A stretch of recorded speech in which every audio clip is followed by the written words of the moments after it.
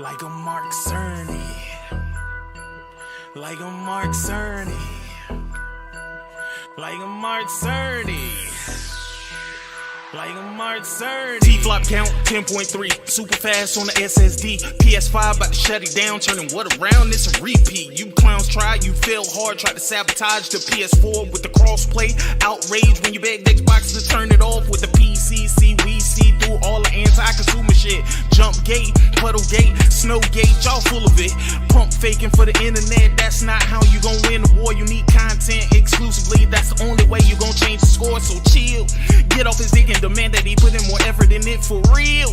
Feel as the niggas you niggas should really be beefing with. I am here to help you lost niggas combat the depression that's turning to fear. Cheers to all of the bangers we getting because we ain't done with this year. Last of Us Part 2, Ghost of Tsushima, Final Fantasy Remake, Lost Soul Aside. You got weed plays like Bleeding Edge and Battletoads and another goddamn Halo. If they come out with another Forza, y'all should let that thing go, cause I be in my bag, call me Mark Cerny.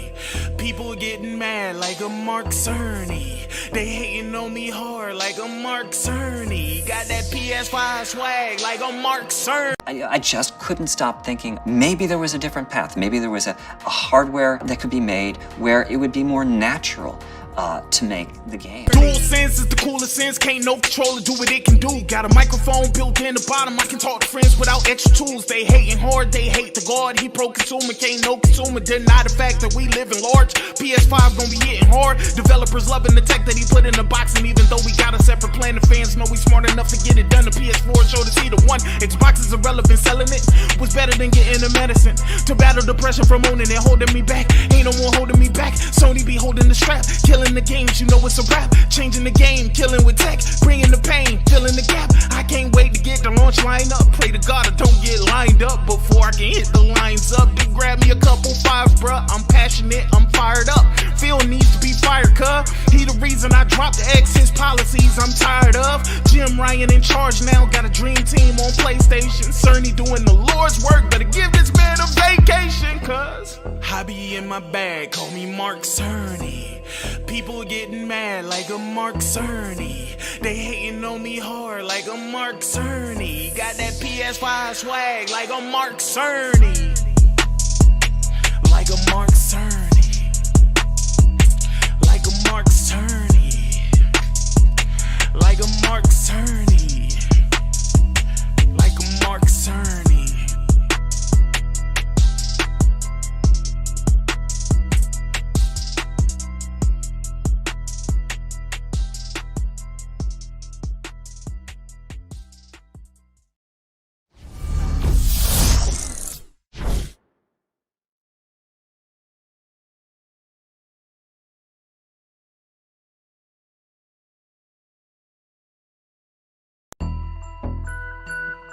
Like a Mark Cerny.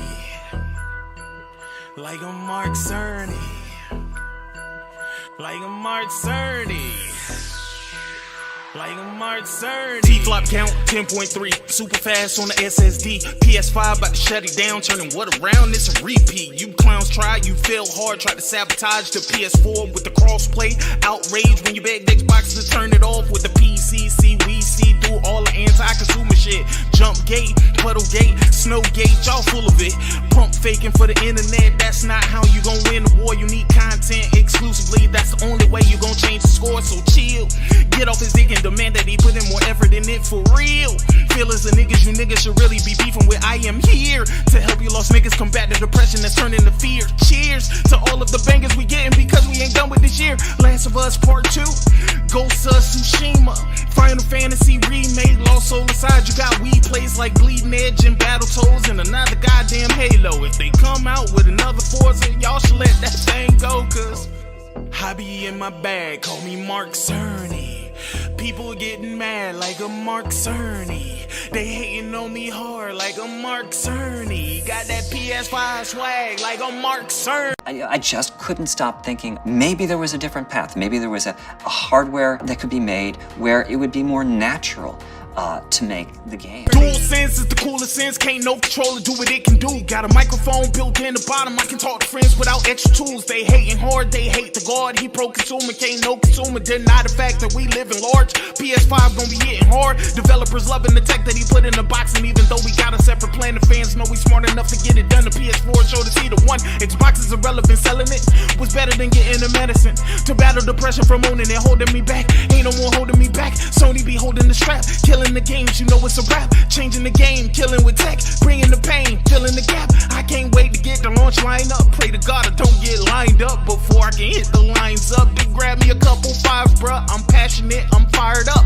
Phil needs to be fired, cuh. He the reason I dropped the exit policies I'm tired of. Jim Ryan in charge now, got a dream team on PlayStation. Cerny doing the Lord's work, better give this man a vacation, cuz I be in my bag, call me Mark Cerny. People getting mad like a Mark Cerny. They hating on me hard like a Mark Cerny. Got that PS5 swag like a Mark Cerny. Like a Mark Cerny. Like a Mark Cerny. Like a Mark Cerny. Like a Mark Cerny.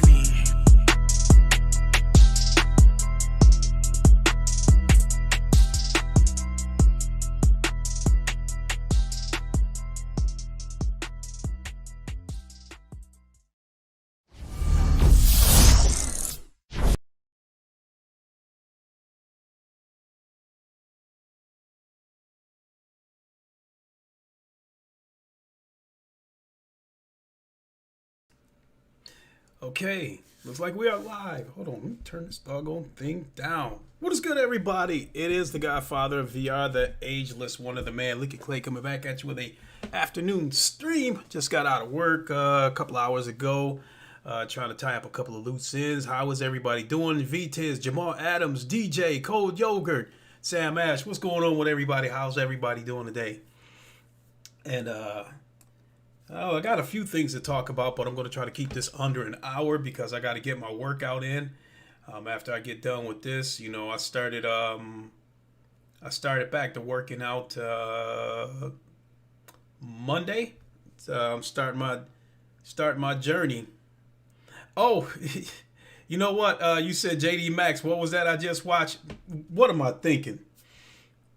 Let me get to that first. The video you just saw, that was from my boy, Sick Humor TV.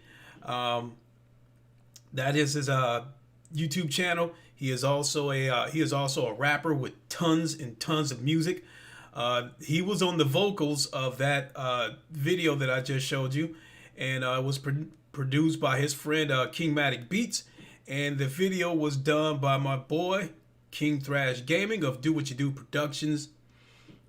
And he made that song a while ago, and I mean that song was already hot fire. But then, you know, Thrash came and put the video together for it, and that basically threw gasoline on the fire. Poof, just blew up. I mean, I thought it was straight fire. So, you know, so I definitely wanted to show my boys some support. You know, both Sick Humor, King Maddox, and King Thrash, and run that video at the beginning of this stream. So hopefully you liked it. So. I thought it was straight fire. Now, coming back to the situation about me trying to go back on my journey. Link, since March 7th, I've lost about 18 pounds. It went from 391 to 373. Hey, that's good. That's good shit right there, Sam Ash. But if you want to speed that up, you know, if you're looking to lose weight and you want to speed it up, I highly recommend you get an Oculus Quest and get on some of those workout games like Beat Saber, Pistol Whip, Synth Riders, those kind of games. And I promise you, with a good clean diet and playing those games, I promise the pounds will fall off. You know, because that's how I keep, that's how I get my cardio in. Because as a matter of fact, when I get done with this stream, I'm going to play both Pistol Whip and Beat Saber because I've worked out about 3 days in a row. So I need to, get my cardio in now. And actually that's, somewhat part of this podcast today. But what was going on with me was, as you said, the dude controlling the chicks shaking was hilarious in the video. Yeah, definitely. Now the situation with me, with my weight situation, Sam Ash in particular, people have heard this story over and over again. About 3 years ago, I weighed about 225 pounds. I was even, the picture of my thumbnail, that's from about 2 years ago. I was even bigger than that, than that picture in the thumbnail. And I think at the time that I took the picture of the thumbnail from my YouTube channel, I was about 215 pounds in that picture, if I remember correctly. So I was about 10 pounds lighter than the heaviest I was. And then, I went on a diet, dropped down to 200 pounds. I didn't like the way I looked because I thought I looked too small, because I still, from being 225 and dropping all that weight, I felt like I had a big head with a little body on it. And I felt weird. I thought I looked weird, even though I still had a muscular body and shit. And I went out of my way to put some of the weight back on. So I came back up to about 215. Well, back around Father's Day weekends, as you guys know, something was wrong. I woke up with blurry vision, and I had been losing weight. By the time I woke up with the blurry vision on Father's Day weekend, by then I had already lost about 8 pounds, and I was losing a pound a day. And I went out of my way to try to eat more food, and even was drinking weight gainers, and I was still losing weight. And I said something's not right, and I went to the doctor, and I found out that I have type 2 diabetes. And after talking to a nutritionist and finding out what I had to do is, as far as the diet goes, I changed my diet. And because of the diet that I was on, I was not taking in enough calories to maintain my weight. So I continued to lose weight. So from the day on Father's Day weekend, from the day that I realized something was wrong to the day that I went to the doctor, I had went from about 208 pounds, because I was at about 215. By the time Father's Day weekend came around, I was down to about 208. So I went from 208 down to 192 by the time I made it to the doctor.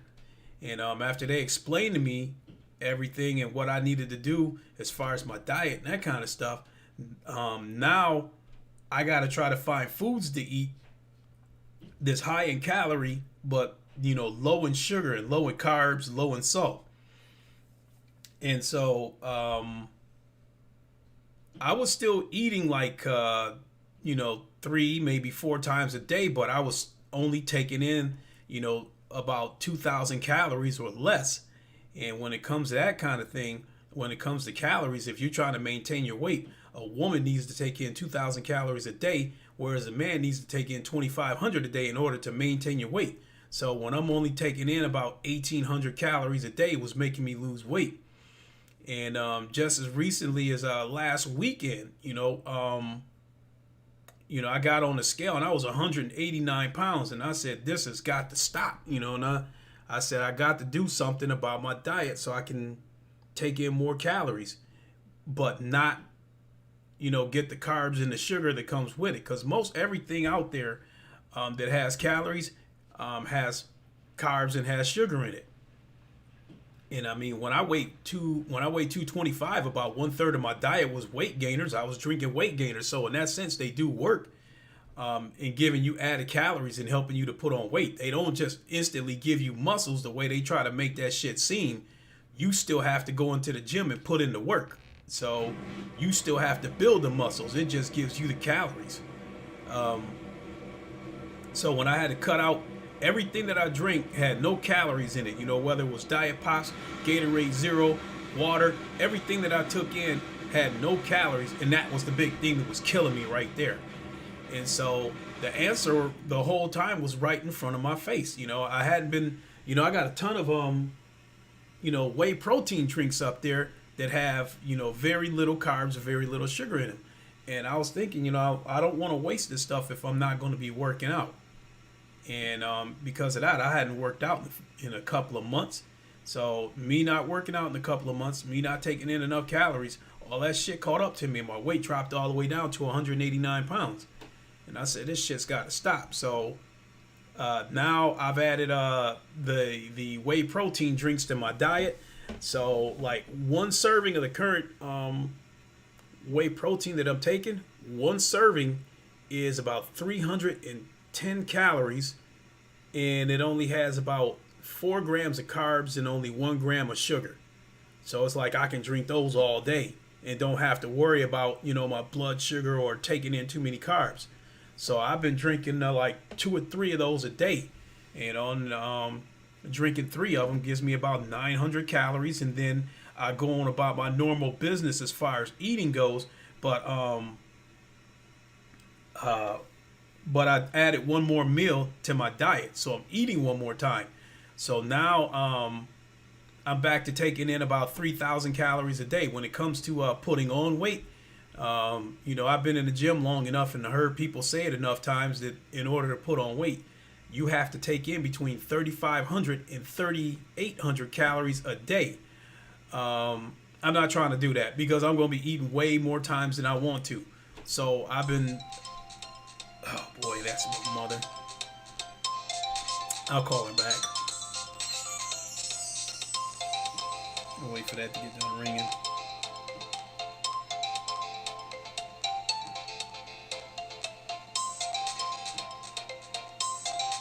You said, V-Tiz, thanks for explaining. Your biceps look bigger than my head in your profile pic. But I've been in the gym. V-Tiz, I've been working out off and on for about 20-something years.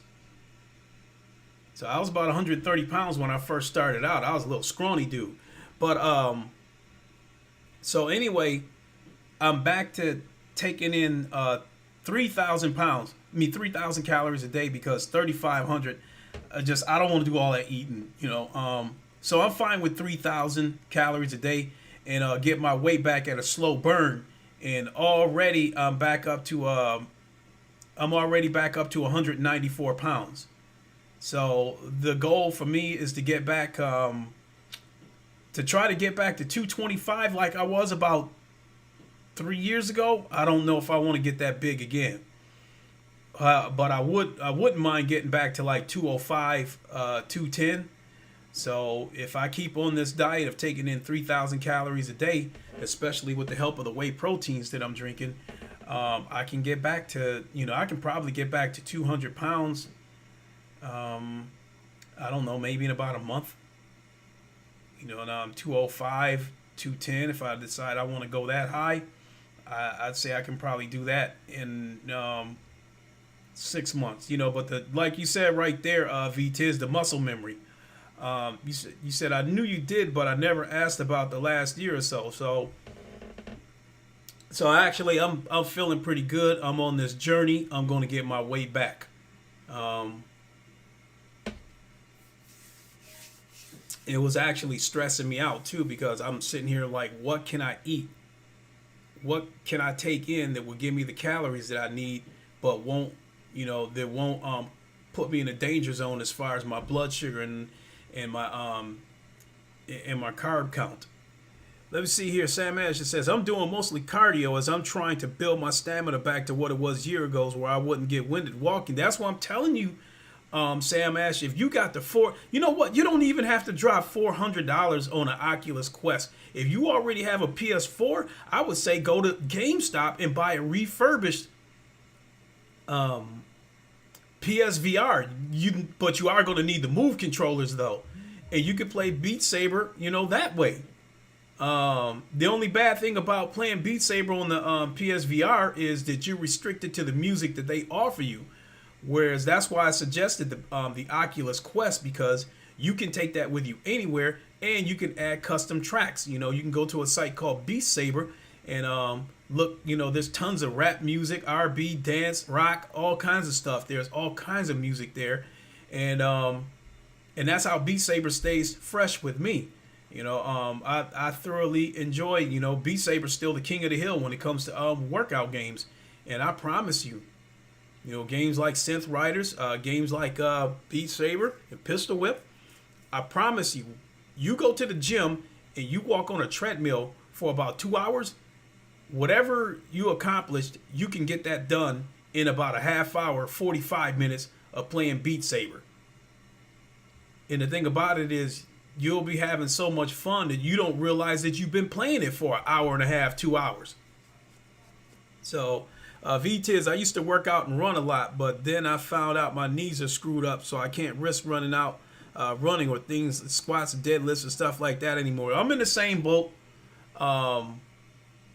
That's one of the reasons why I can't go back up to 225, because I got bird legs and it was hard on my knees. So that's why I'm kind of going with trying to go back up to about 200, maybe 205. That'll be enough weight that I can get some of my size back, but won't put a bunch of stress on my knees and stuff. So definitely. Sam Ash, you said I would give it a try, but my studio apartment doesn't give me much room for a VR set. A game like Beat Saber, you don't need much room. Like this, where you spread your arms out to arm's length, end to end, if you got that much room, you can play Beat Saber. You don't need a big giant basement, empty basement or anything like that. Because Beat Saber is a game. You stand in place and you play the game. You don't really move around. So like I said, if you spread your arms out like that, if you got that much room, you can play Beat Saber. Shit, I know people who play VR in their bedroom.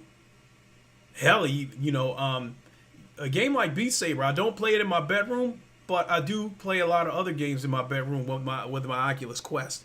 He said, I can't do Impact because of knees and ankles. I have Blue Flu, Bow Flu tread climber to do my cardio. Games like Beat Saber,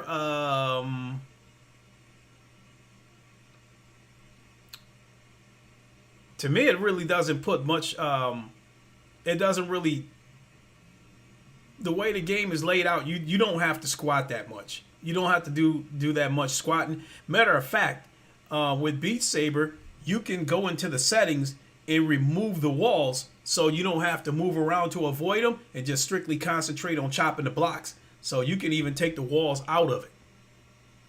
So, PLO, what up? Finally beat Resident Evil 7. It only took me 2 years. Good Lord. Well, you're a lot better than me because I got tons of games that I haven't finished yet. So, now that I talked about my journey, talked about the Mark Cerny video at the beginning of this podcast, let's get into some of these stories. And I want to start with the Kyle Larson situation. As some of you know, Kyle Larson, he is a racer for the Chip Ganassi team in NASCAR, and as you know, because of the pandemic, races have been suspended, so they've been so people have been entertained. NASCAR has been putting on iRacing events where real life NASCAR racers come together and do online races through the iRacing game, so it's like some of the esports stuff.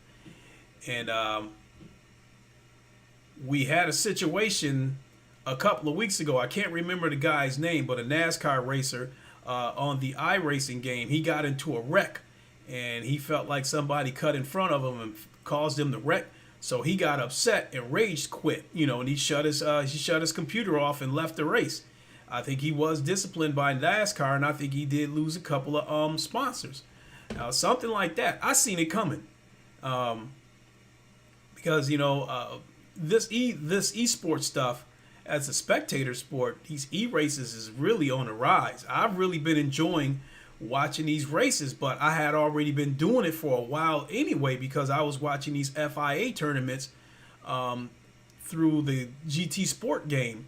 Where some of the best racers in the world come together, and I play GT Sport in an event sanctioned by the FIA. And you've got the likes of Igor Fraga, Coque Lopez, to name a couple. These are some of the best racers in the world. So I had already been watching this stuff for a while, but now that because of the pandemic, other races have been making its way to the front stage. You know what I mean? The center stage. So we've been seeing Indy races, Formula One races, NASCAR races, all this e racing stuff, and it's on the rise. And I've really been enjoying it. So just this past weekend, we had a situation where there was a NASCAR race, and I think the race was under caution. I think they were under a yellow flag, and during that, this Kyle Larson, he was speaking to another racer, and he said, you know, did you hear me? And used the N word, and then somebody else, one of the other racers, jumped in and told him, was like, you're talking to everybody, you know, to let him know that you're not. This isn't a private conversation. Your mic is wide open and everybody can hear you. So I didn't hear the actual audio. I don't need to hear it. You know, I read the article, and myself, I normally would not talk about this kind of stuff because I really don't like getting into racism, getting into politics, that kind of stuff. But I did want to talk about this one because, you know, racism in America is it's pretty common. I mean, racism in America it pretty much goes together like, you know, ice cream and cake. I still feel like America is one of the most racist countries on the planet. And I feel like if you're a foreigner coming to America, unless you're from Europe, you should expect some kind of racism to come your way sooner or later. You know, if you're from Spain, if you're from Africa, Jamaica, Cuba, and you come to America, expect some sort of racism. So, and so the situation with that was, I was watching this over the next couple of days to see what would happen, because I didn't know if NASCAR would take any action against him, but I knew he was going to lose sponsors. And he did lose some sponsors. He lost several sponsors, but I think the biggest one that he might have lost, in my opinion, might be McDonald's, because McDonald's pulled out and no longer endorsed him. And I think out of all the sponsors that pulled out, McDonald's, in my opinion, is the one that had no choice, because if they didn't pull out, a boycott would have came McDonald's way. And a lot, you know, everybody eats at McDonald's, minorities, everybody, you know, no way around it. You know, minorities are a big chunk of McDonald's business. You know, the food is cheap, you know, run in, get a quick bite and get out, whatever. So, so I think McDonald's, out of all the people that pulled out of sponsoring him, McDonald's was the one organization that had to pull out. Because some organizations found out, to use the Trayvon Martin situation as an example. You know, we know that George Zimmerman killed Trayvon Martin, and during the trial, the Dixie company that makes Dixie cups, they paid for George Zimmerman's defense. You know, they funded his defense in the trial, and that sparked a boycott, and people started boycotting Dixie products. You know, the Angel soft tissues, Dixie cups, Dixie napkins made by Dixie, and I don't know how much of an impact it had, but they were definitely boycotted, especially in this day and age of social media and stuff. You know, it doesn't, you know, somebody can get boycotted just like that, just that quick. So my reason for talking about this is that as far as him using the N-word, you know, I've heard it so many times, I'm just numb to it. So, you know, when I heard that he used the N-word in the race, I was like, what else is new? This is the country we live in. But the reason why I chose to speak about it is because I think this situation is a big distraction to what is otherwise a great sport that's on the rise in terms of e-racing. These e-sport races, I think they're on the rise, and I'm really enjoying watching these races. Even the NASCAR ones, you know, and NASCAR is pretty much a southern sport. Not exactly my favorite type of racing, but I still enjoyed watching it. You know, hell, shit, I even went into the vault yesterday and watch the 1981 Daytona 500 in its entirety, and it was a good race too. So that's why I brought this up, because I really thought it was, unfortunate that situation that, to me, isn't that huge of a deal, still put a damper on the entertainment that esports has been giving everybody. And so this is turned into a distraction. So that's a little bit unfortunate. I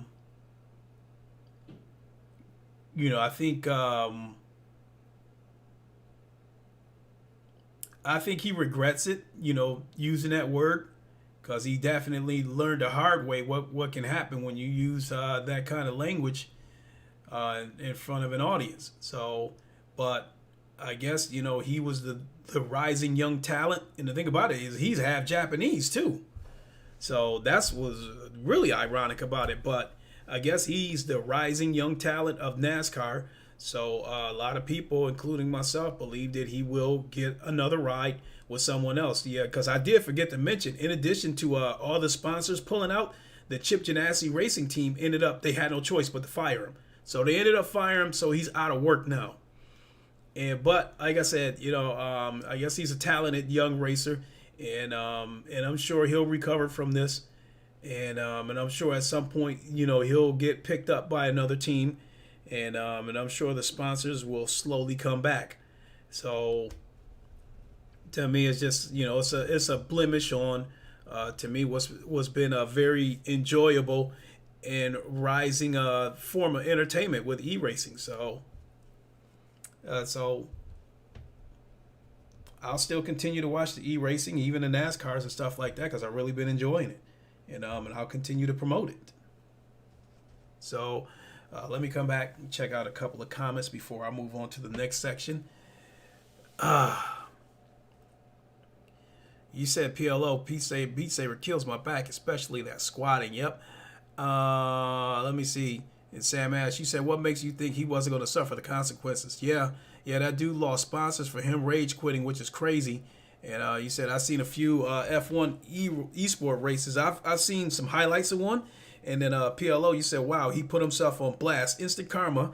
And you said, did you hear Link? His team fired his Chip Ganassi. And Chip Ganassi, in last year's 24 Hours of Le Mans, I believe his car won the I think it was the GTP or GTE class. Because with Le Mans, you've got 4 classes. You got the LMP1, the LMP2, the GT3, and I think the other one's GTE, I believe. And Chip Ganassi, his car won the GTE class of last year's 24 Hours of Le Mans, and I believe he was even a driver in the race himself. So, but Sam Ash, you said, do I watch Formula One races? I don't go out of my way to watch them, but if I happen to be skimming through YouTube and I see if I see a live race, then I'll go ahead and watch it. Or if I see a blast from the past where maybe they're showing some races of Ayrton Senna, then I might check it out. Cyber Dragon, what's up? You see, Sam Ash, you said, wow, I didn't know that. Wow, I guess I won't be using Dixie products no more. Yeah, I don't use Dixie products anymore. Because I don't care what it is, they supported a murderer, so no, I don't, so Dixie products, also the toilet paper, the Angel Soft toilet paper, that's also made by the Dixie company.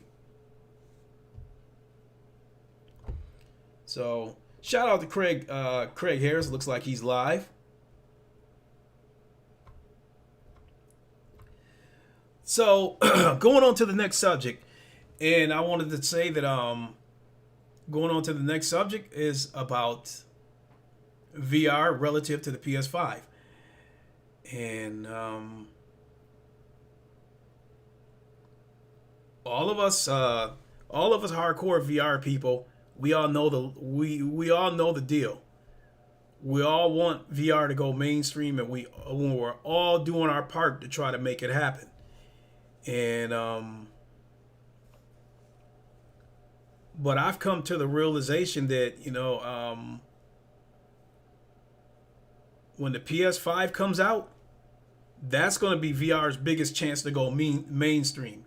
It may not be VR's last chance to go mainstream, but it's definitely going to be VR's biggest chance to go mainstream. Because let's face it, yes, VR is growing. And games like Half-Life Alyx, although it didn't sell a ton, which you couldn't expect a game to sell a ton because it's only on Steam, which is a PC platform. So you couldn't expect the game to do astronomical numbers. But the fact of the matter is PC VR is still an expensive hobby. Even if Oculus made affordable headsets with the Oculus Quest and the Oculus Rift S, they are affordable headsets by today's definition, but you still need the PC. And a VR ready PC, in my opinion, you're probably going to spend $800 for a PC that's able to run VR. And so, so you throw that in with a $400 headset, you're looking at $1,200 to get into VR. And that's still really expensive. And not too many people going to jump up and spend that kind of money, especially during these times, because God knows how long it's going to take for the economy to recover from all these stay-at-home orders. And so with that being said, I think all things considered, the current PlayStation VR did a pretty good job of bringing VR to where it's at, because if it wasn't for the PlayStation VR, VR would not be where it's at. I've said that numerous times, because even if Sony didn't give us, even if Sony would not have given us any exclusives, they still made VR affordable. Even with the $500 price tag when it first came out, it was still the cheapest of the major headsets. And, now whenever Sony decides to have a sale, you might be able to catch a VR headset for as low as $200. And now enough refurbished headsets are circulated out there that you can probably get a refurbished headset for $150 or less, depending on where you get it from. So let me see. Skip frames detected 15%. 2 minutes. Hopefully I'm still live. Oh, you know what? Here. I bet you that's it. Let me turn my phone off. At least turn the Wi-Fi off on my phone. So with that being said, the PS5, we can, if we were to throw a number out there, the PS5, in my opinion, might easily do anywhere from I'd say maybe 15 to 20 million units sold within the first 2 years. And we do know that when the PS5 comes out, we're going to get bigger and better experiences. We are going to get a new headset, the PSVR 2. We're going to get another headset. And with the power of the PS5, there's a lot of games out on PC right now, on PC VR, that I think you'll see on the PlayStation VR when the PS5 comes out. So there's going to be a ton of games, available to you when the PS5 comes out. Also, I think that when PSVR 2, when the new headset comes out, I don't know what they're going to price this new headset at. But if they're still manufacturing the current headset, I think we'll definitely see a price drop. And myself, I would like to think that when PSVR 2 comes out, the current PSVR, with Move controllers, I like to think that it'll be at a permanent price of $250. So I think they'll be able to sell a few headsets when that happens. And then there's going to be some games that's on PC VR right now, like Boneworks is a good example. I think there's no doubt in my mind that when PS5 comes out, we'll see Boneworks come over to the PS5. I don't know how well that game would do, but it is a physics-based game. But a game like Half-Life Alyx, if it was to come to the PS5 immediately after launch, not 3-4 years down the line, but immediately after launch, if Half-Life Alyx was to come over to the PS5, I think that would help.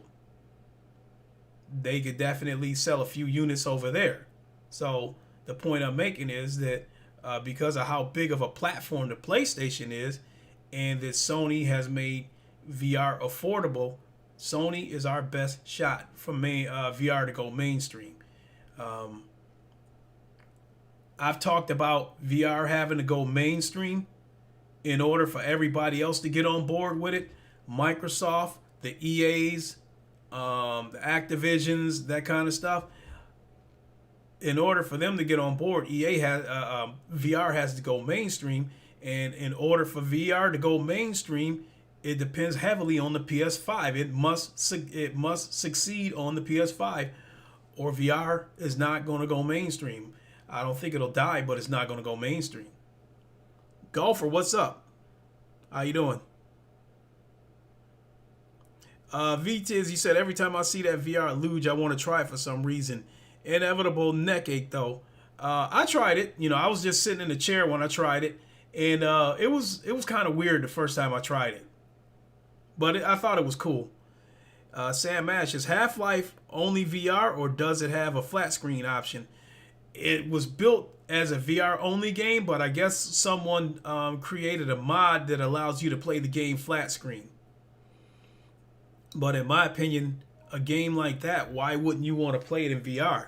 I think it would be unrealistic to say, hey, you got to go get a PC and go get a headset. It would be unrealistic for me to say, go out and spend $1,200, $1,300 to get a PC and a VR headset to experience this game. But if this game were to come to the PS5 after it comes out, I think there's a pretty good chance a lot of us in here are going to get a PS5. So assuming that you already got a PS5, I don't think it's going to be an unrealistic suggestion to say, hey, you got to get a PSVR headset. Like if you can find one for $200 and try Half-Life Alyx, I don't think that'll be an unrealistic suggestion. A lot of people, like I said, a lot of people are already going to have PS5s. So you only need to try to convince them to get the headset. Versus PC VR, if they don't have a PC, I have to try to convince them to get the PC as well as a PC VR headset. And, for the casual person, there's no game in VR right now that's going to make them fly out and say, I got to have this game and instantly go out and drop $1,200 on a PC and a headset. But if they already have a PS5, there's some games out there that would make them drop $200 to get a PC VR headset. And I think Sony's, for the next generation, I think Sony's going to give us a couple of PSVR exclusives. But something in my gut tells me that I think the big route that Sony's going to take is to add VR support to some of their blockbuster titles. So, so possibly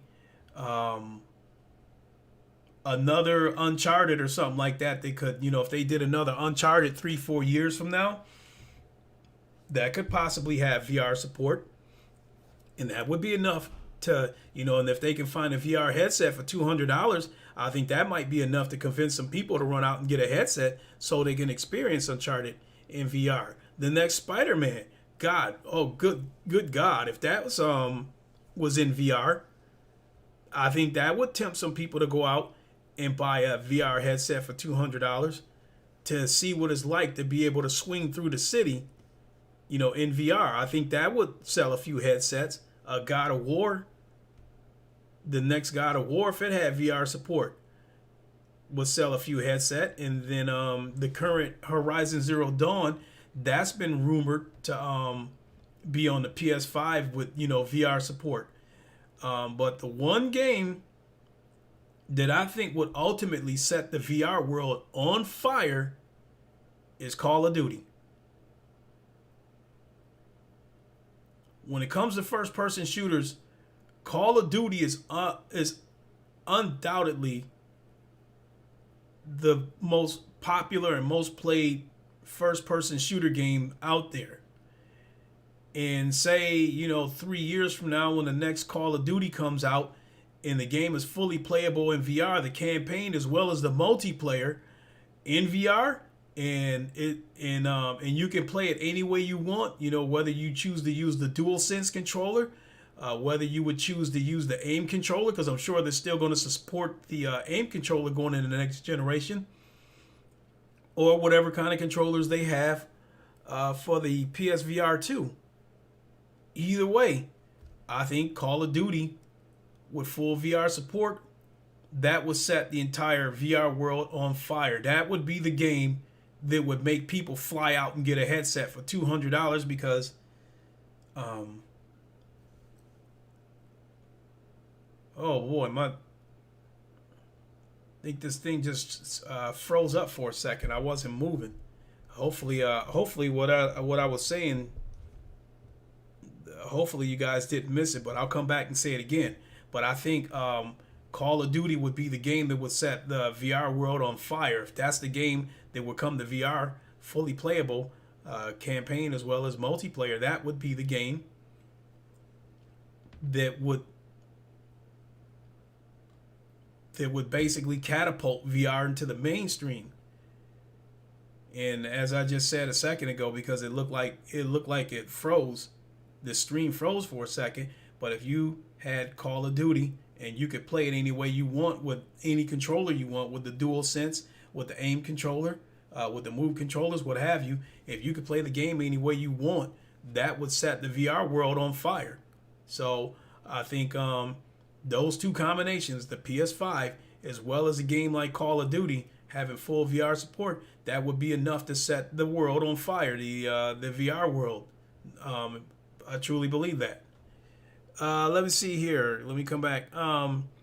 Right there, DJ. You said I think VR needs a game like Call of Duty to go mainstream. Absolutely. Yeah. I mean that's what I was saying. I think even Battlefield in VR couldn't take it to the mainstream, but Call of Duty, absolutely. Especially like I said, I think Call of Duty multiplayer in VR and using that aim controller like you do in Firewall is a game changer. Let's see here.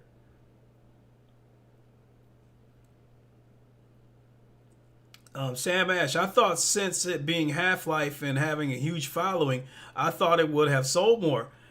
See, you know, again, Sam Ash, I think Half-Life Alyx only sold about 340,000 copies, because I think I Googled it last week to try to get an estimate of how many copies it was. I can't remember the exact number. It was either 340 or 380. But in my opinion, it was unrealistic to expect it to do crazy numbers because it's only available on one platform, and that's Steam, which is a PC platform. And if you don't have a gaming PC, in order to experience Half-Life Alyx, you're going to have to drop a minimum, in my opinion, a minimum of $800 for a gaming PC, plus another $400 for an Oculus Rift or an Oculus Quest via the Quest link. So you're looking at $1,200 just to get your foot through the door in VR, on PC VR. But consoles, on the other hand, is way more console gamers out there than PC gamers, in my opinion. At least from the VR standpoint, most everybody's on PlayStation VR, and most people that a good chunk of gamers are already going to get a PS5. That's already a given. So in my opinion, somebody goes off and buy a PS5, and then 2 years later, a game comes out, Call of Duty comes out, and it's got full VR support, and then by then the current PSVR headset is down to a permanent price of $200, then it wouldn't, anybody who feels like they got a couple of $100 laying around, they might go jump up and get a VR headset. Because I definitely think a Call of Duty in VR would spark curiosity. No question. So that's the point that I was trying to make, that a lot of people are already going to have a PS5, and it'd be a lot easier to convince them to spend $200 on a VR headset versus on the PC side, trying to convince them to spend $1,200 for a gaming PC as well as a headset. So it was unrealistic to expect Half-Life Alyx to sell phenomenal numbers, but I think it did its job. It brought awareness to VR. A lot of people were envious of that game. A lot of people wanted VR so they could play that game. So in that aspect, Half-Life Alyx did its job. Let's see here. PLO, do you think that the eventual PSVR 2 games will work with the PSVR 1 headset? Absolutely. Mark Cerny had already said that a long time ago, that your current PSVR headsets are going to work. So it's going to work with the headset. The big problem you might be facing is a game comes out that's been optimized for the PlayStation VR 2 headset, and naturally it's going to have some different controllers. Will the developers go back and map out the controllers for the current Move controllers of the current headset? That's where the issue is going to be. But yeah, games that's going to be made for PSVR 2 should work on PSVR 1. Especially if it's a game where you can use the DualSense controller. So yeah, that's going to be a big help right there. You also said, I still think that a GTA VR game would sell a bunch of units too. I do. I mean, right now you can play Grand Theft Auto in VR through a guy did a VR mod for the game, but that's not enough to try to convince somebody to go spend $1,200 for a PC and a headset. But if they already have a PS5 and a lot of people are already going to buy the game comes out, and then say 6 months later they add VR support to the game. That's going to be enough to convince some people to jump up and go get a VR headset in order to play Grand Theft Auto in VR. So when you throw it all together in one pot, say 3-4 years from now, you got God of War, Horizon Zero Dawn 2, Spider-Man 2, whatever the next Killzone is, a rumored Navy SEAL SOCOM, Call of Duty, Battlefield, all those games fully playable in VR with full VR support. And you already have a PS5 to begin with, that would be enough to convince some people to drop $200 to give them a different option to be able to, play their games from a different perspective. So again, VR is going to need PS5 without a doubt to go mainstream, especially being that Microsoft is not ready to get on board with it yet. But again, if PS5 catapults VR to the mainstream, then the dominoes are going to start falling and everybody's going to get on board with it. Microsoft, everybody going to want a piece of that pie. So, VTiz, you were talking to PLO, would certainly gather a lot of interest in heavy marketing. I think the Call of Duty model of large-scale multiplayer first-person shooters have a big impact. Yeah, even the Battle Royale, Warzone, if that was fully playable in VR too, that would definitely spark some interest too.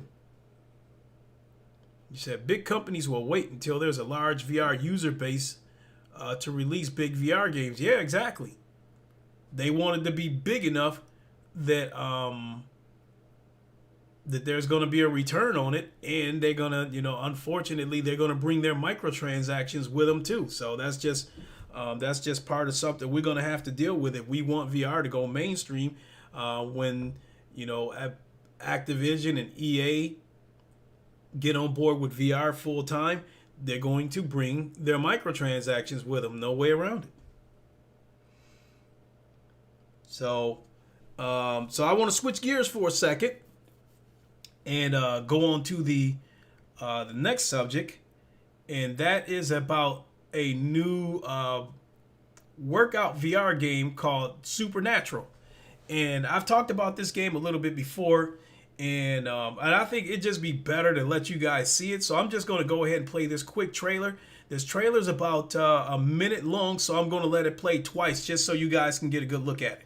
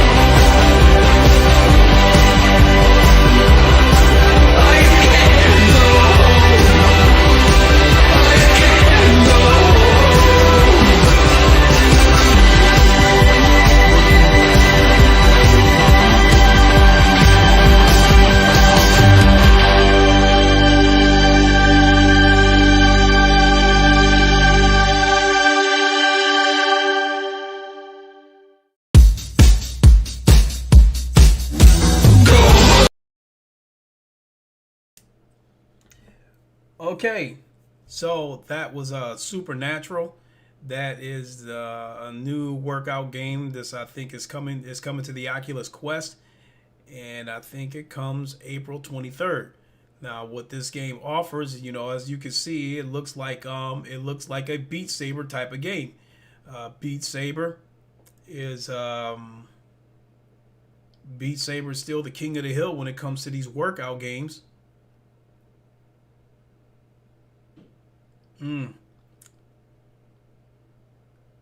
Looked like we froze for a second. But Beat Saber is still the king of the hill when it comes to these workout games. And Beat Saber is the reason why the success of Beat Saber is a big reason why all these workout games are starting to pop up all over the place. When Beat Saber first came out, I don't think it was intended as a workout game. I think it was just intended as what it is, a rhythm game to have fun chopping blocks to your favorite songs. But it just so happens that you get a great workout out of the game, and there's been success stories of people losing over 50 pounds from dieting and playing Beat Saber. So the success of Beat Saber, I think they've got, between the sale of the game itself as well as DLC has over 2 million downloads, and the game has grossed I believe 67 million so far. And I think that Beat Saber is going to be VR's first $100 million game. So this Supernatural that I just showed you, naturally it looks like basically it looks like a Beat Saber knockoff, but you got the photorealistic environments would look really good. So you got photorealistic environments. You're going to get music from top artists, expert workout advice from expert trainers from around the world. So I don't know if these trainers are, I don't know if it's going to be live or you just like watch a video or watch a workout video from these trainers. I don't know how that's going to work. But this game is going to go for $20 a month. Not $20. $20 a month. And and the reason why I showed you guys that is because it speaks to what I was saying about how the success of Oculus Quest and Beat Saber combined is really growing and is slowly penetrating the casual demographic, especially with women. I've said it before so many times, and I wasn't trying to be sexist or anything, but a lot of people, and I think especially women, would like to get a good workout in to work towards improving themselves and having that perfect body, but they don't want to have to live in the gym to do it.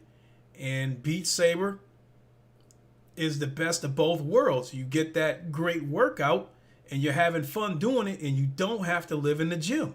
So, and I said it before, these face groups, Oculus Quest only.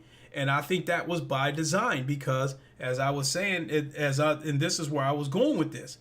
Beat Saber, with people like us, we've moved on past Beat Saber. Yeah, we still play it every now and then, but we moved on past it because we're, playing other stuff. The casual demographic is just now discovering Beat Saber. And I've said it before, these Oculus, these groups that I'm part of on Facebook, half of the videos that I see are Beat Saber videos, and half of those Beat Saber videos that I see are uploaded by women. And I think because of games like Beat Saber, 2 years from now on the Oculus Quest, I think women are going to represent 60% of the end users of the Oculus Quest. And I think a lot of these casual people, a lot of casual gamers are either don't know or won't have the patience to go do the side quest thing and import the songs, their favorite songs, into Beat Saber. For them, it would just be easier to spend $4 or $5 to buy a music pack for the game. And this game right here, this Supernatural, to me, it speaks of the growth of and the demand of the Oculus Quest, as well as these workout games, because these workout games are big on the Oculus Quest. Not just Beat Saber. So like when it comes to workout games, the two games that I see really flourishing with women is Beat Saber. With men, it's Thrill of the Fight, because it's a room scale boxing game. And so it's like, those are pretty much two of the most videos that I've seen on these Oculus groups that I'm part of. So it is growing. The Oculus Quest, along with these workout games, are penetrating the casual market. So it was only a matter of time before something like Supernatural would come along. This a subscription-based game, which I think is bullshit. Especially, and I'm especially shocked that it's coming from Oculus, because this game is an Oculus exclusive. But they're trying to say it's a different type of workout game, and the market demands that they make it a subscription-based game. All that kind of shit, I think it's cool how you can Bluetooth, those Fitbit type of watches to the Oculus Quest so it can keep track of your workout. I think that's pretty cool though, but that just speaks to how the Oculus Quest is slowly having an impact on casual gamers. And that's not a bad thing, because I've said it enough times myself. When it comes to working out, the weight part of it, I love getting in there, lifting the weights. I love getting in there. I would love getting in there, benching 300 pounds or whatever I was benching at the time. I love that part of it, but I did not like the treadmill part of it. I hated it because it takes up a lot of your life. And I didn't run on the treadmills because I was trying to save my knees, because that puts a pounding on your knees running on these treadmills. So I would walk on these treadmills, and in order for me to get any results out of it that was worthwhile, you'd have to spend about 2 hours on a treadmill. Now, women having to do this 5 times a week, 2 hours a day, that's chewing up a big chunk of their life. And they're not trying to live in the gym like that. But a lot of people are, not just women. A lot of people are not trying to live into the gym. They're trying to get a good workout in, and then go on about their lives. And I think Beat Saber and other workout games, along with the Oculus Quest, gives you all those benefits, and then you can take it with you, to get a quick workout in anywhere. So it's definitely PLO. You said with the women and children demographic comes the microtransactions, and that's why I pointed out, and that's why I showed you guys Supernatural, because it is a testament that these workout games, along with the Oculus Quest, are appealing to the casual woman. Because I guarantee you, if these workout games, if like Beat Saber or something like that would have been a flop, and all these other workout games would have been a flop, this game never happens. We would never see a Supernatural.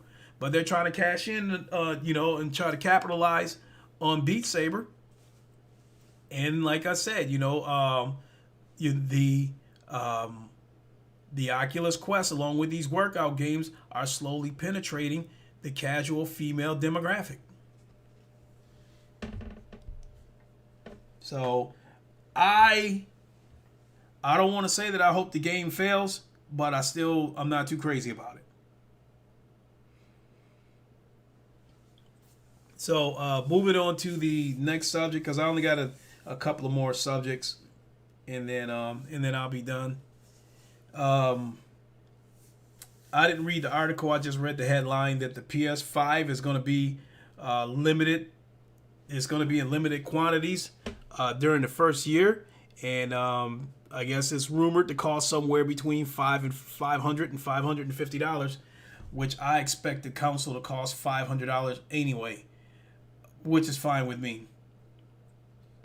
And the fact that this console is going to be in limited production the first year, more than likely I'm going to pre-order it the minute the pre-orders go live, because my big reason for wanting the PS5 is to be able to play GT7 if that happens to be a launch game when it first comes out, or it is rumored that GT Sport will get an update on the PS5 and have full VR support, where you can race against a full grid or have VR multiplayer. So that alone makes the PS5 worth it, because I do believe that with the great games that I think Sony's going to bring us, single player games and multiplayer games, along with the other ton of third party games that's going to come to the PS5 on the VR format, 3 years from now, the PlayStation 5 might be the place where I might be spending most of my time playing VR. So plenty of Xboxes available. No, they can keep that. They can have that. Speaking of which, that is the next subject. Which I touched on this before. I have talked about it before, but I guess the Xbox One X is basically going to be discontinued. I guess they're starting the process of phasing it out, and I think it has a permanent price of $300. Only reason why I even bothered to bring that up is because that's the price that console should have launched at in the first place. $500 for a third-party console. Microsoft did not prove it. They did not provide any games, in my opinion, that took advantage of that console's supposed power. So this late in the generation, even though it's this late in the generation, I even posted an article where you could get a refurbished one for $260 through this website, which I think $260 for an Xbox One X, even a refurbished one, is not a bad price.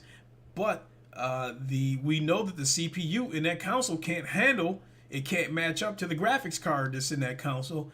And when these developers, push the limits of the graphics, the CPU suffers. So thus you have screen tearing and frame drops. and it's a game by game basis. You play one game that, you know, runs buttery smooth on the X, and then the next one runs like dog shit. It's too much of a gamble for me. So this late in the generation, no, I wouldn't buy it. I'm not interested in it. He says Series X will probably be between $500 and $600. I agree.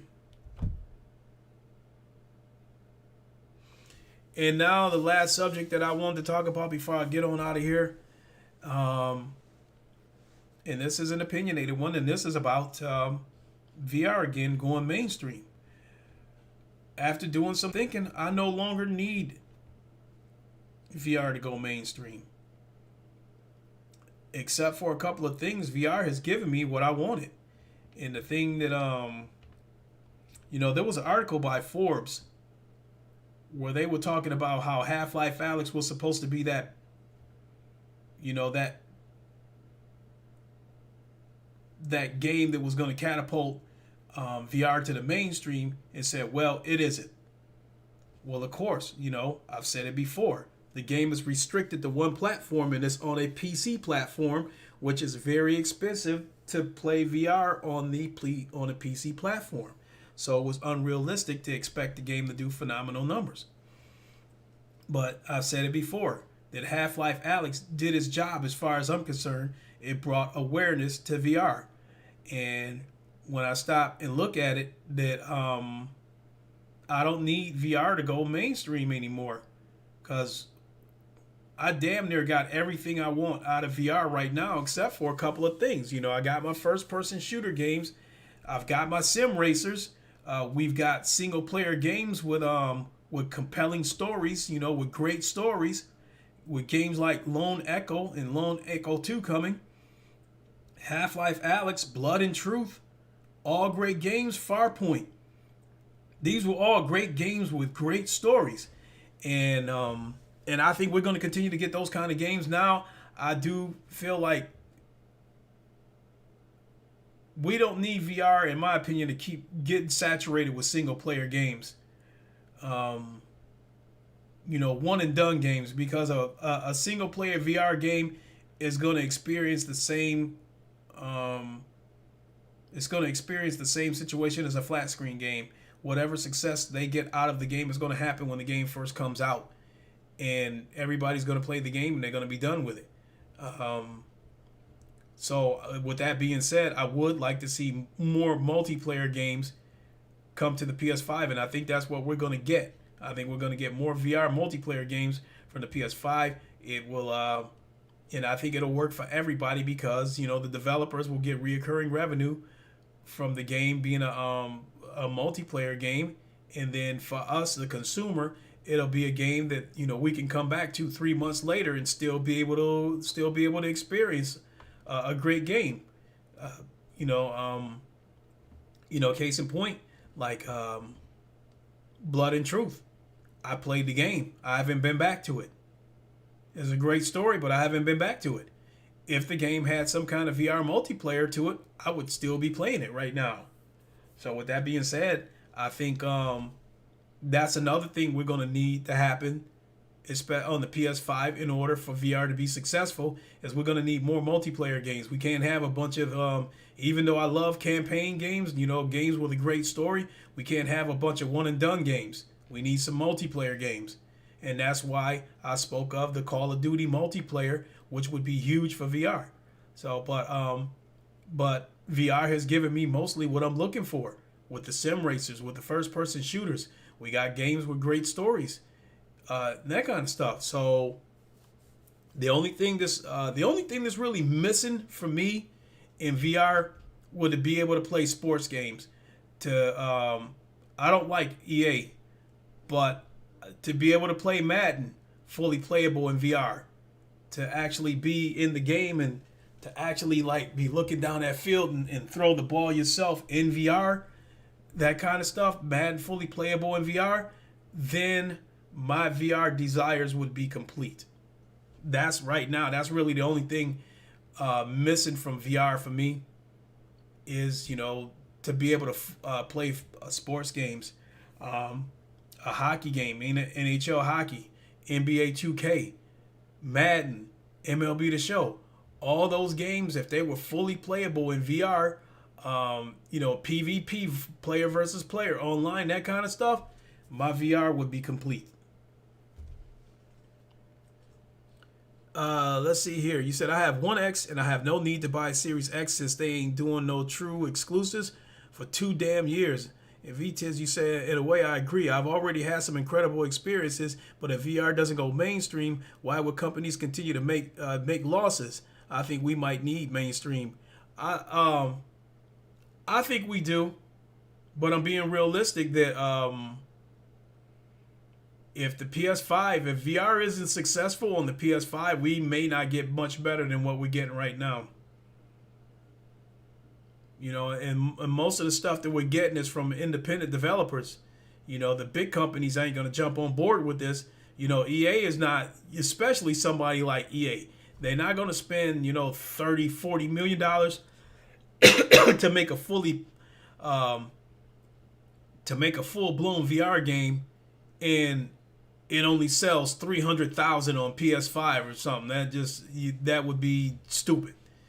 So, people like EA and Activision, Microsoft, they all just going to take the wait and see approach and just like wait and see what happens. So that's why I think, and that's how I think Sony is going to try to draw people into VR.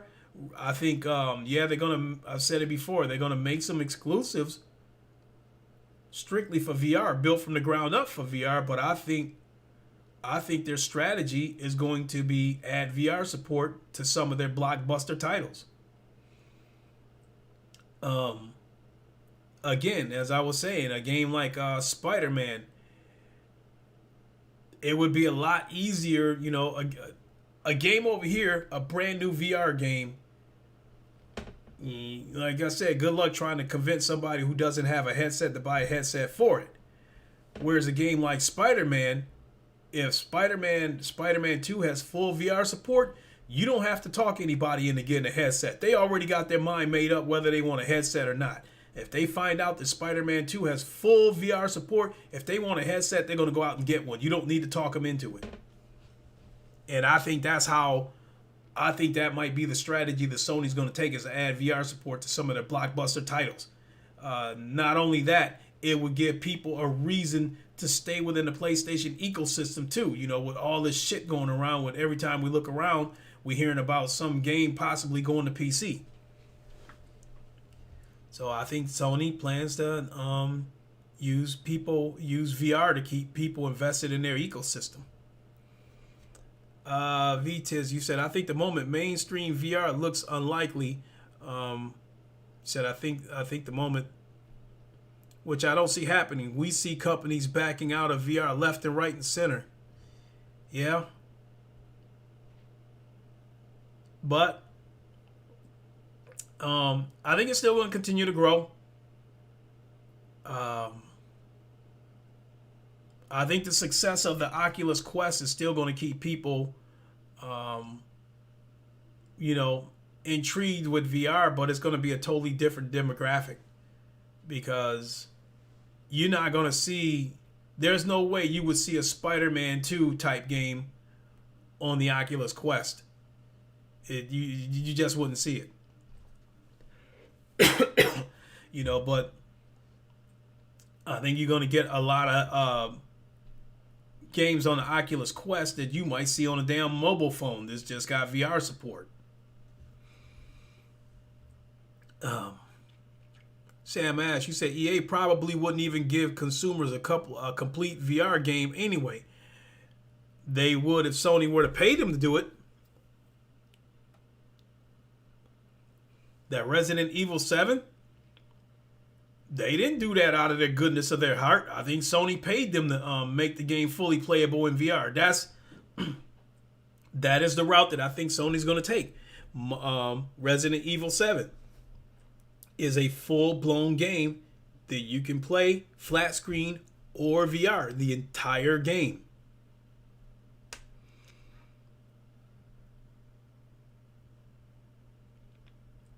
I mean, think about that for a second.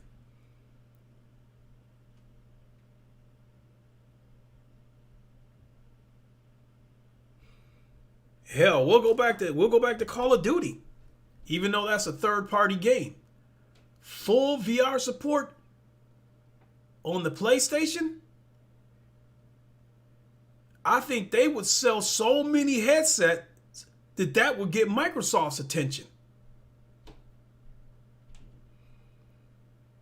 And in my opinion, that's if Sony needs to pay anybody, that's who they need to pay. Pay Activision $10 million or whatever it might cost for them to make Call of Duty fully playable in VR, where you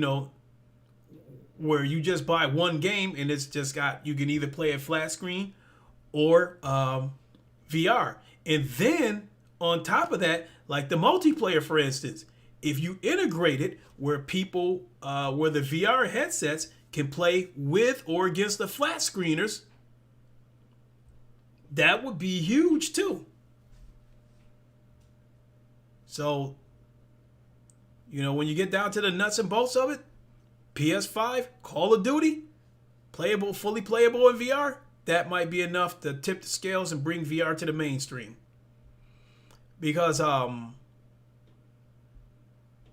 if it doesn't happen with Sony, it's not going to happen. Because other big companies, I think like Apple, and I think they're back to work on working on a pair of VR glasses, and I know Facebook is working on a pair of VR glasses, working on AR glasses, whatever you want to call it. I meant to say AR glasses, and because of the plans that they have for AR is going to leapfrog over VR, and AR that's gonna be the mainstream.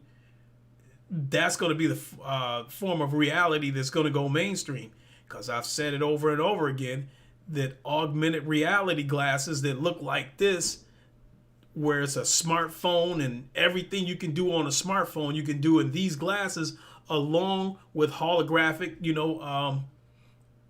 characters, where you can talk to a hologram. You can talk to your brother through a hologram phone call.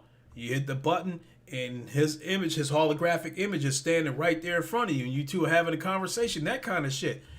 That's going to be the future. And when that happens, VR is probably going to go back to being niche.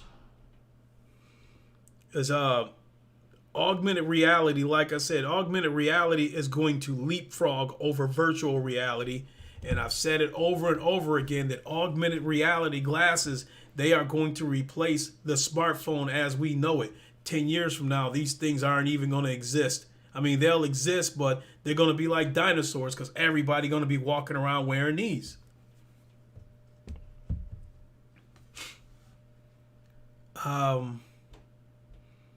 You see, VTiz, I think VR is in a good place, growing mostly as I expected a few years back. It's a long, fairly linear road. Yeah, I agree. Now, PLO, you said the VR price needs to drop about $100 to $150. If Sony can keep PSVR 1 and drop the price substantially, that can bring it to the mainstream. Exactly. That's what I was saying, because you're not going to need to convince anybody to buy a PS5, because a lot of people are going to run out and buy it anyway. You do need to convince somebody to buy a gaming PC along with the headset. Now, coming back to the PS5, they already got the PS5. Call of Duty comes out and is fully playable in VR. By then, the PS5 has already been out for a couple of years, and the current PSVR headset, like you just right there said, PLO, it comes down to $150 like hotcakes. Everybody's running out and trying to find one of the older VR headsets so they can jump in and play Call of Duty fully playable in VR for the multiplayer. Code Yogurt, you said we poor VR players are looked upon this same like Xbox. No, I don't think so. Because the Xbox people don't spread lies. The VR people don't spread lies like Xbox people do.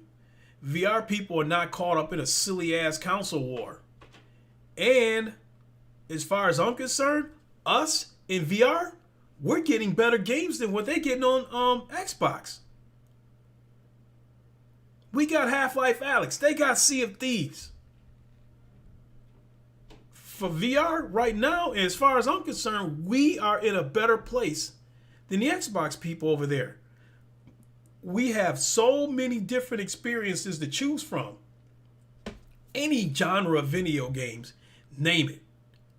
There's something for you in VR. Want to play football? Yeah, we don't have a full-blown NFL game in VR, but you can still do VR. You can still do VR. What is it? VR Sports Challenge, where you run some drills. You know, you run a 2-minute drill in football where you try to march your team down the field to score. It also has pieces of basketball in it where you're trying to run a play to score a basket, where you're passing the ball around in VR to your fellow teammates and try to take the open jump shot, or even throw your teammate an alley-oop in VR and catch that ball in midair and dunk it in VR. So it's there. So no matter what the experience is you're looking for, you can find it in VR. Some kind of sports game in VR is there. Sim racing is there. Flight simulators, fighter games, like the 3 missions you get with Ace Combat 7 is there. Tons of first-person shooter games on PC VR.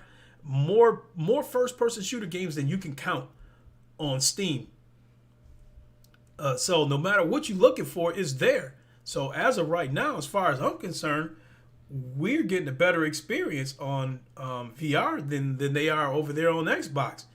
They getting all this watered down, AA bullshit, that they feed you on Game Pass, and we getting, and I think we're getting quality games, with higher budgets, with like games like Asgard's Wrath, Lone Echo, Half-Life Alyx that just came out. We still got Medal of Honor coming. Medal of Honor VR still coming this year. Still got Lone Echo 2 coming.